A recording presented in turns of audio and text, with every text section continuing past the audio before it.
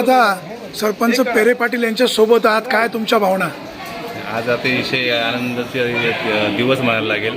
मला एका थोर विचारवंताबरोबर आज भेटायची संधी भेटली आणि आज त्याचबरोबर आपण ओझर या ठिकाणी विघ्नहर्त्याचं त्याचं दर्शनसुद्धा घेतलं.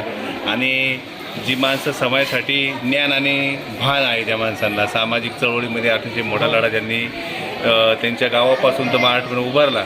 आणि या महाराष्ट्रामध्ये आता सध्या तरी एक तुकाराम मुंडे साहेब आणि एक पेरे पाटील साहेब हे व्यक्त होणारी माणसं आहेत आणि समाजासाठी प्रखर भूमिका घेणारी माणसं आहेत. तर मी आज त्यांच्याबरोबर अतिशय दिवस इतका छान गेला की जसं मी एकदा हेमल कशाला घेतो आणि आमटे साहेबांबरोबर वेळ जसा घालवला तसा आज मला ते जाणून होतं की बाबा पेरे पाटील साहेबांबरोबर वेळ घालतो.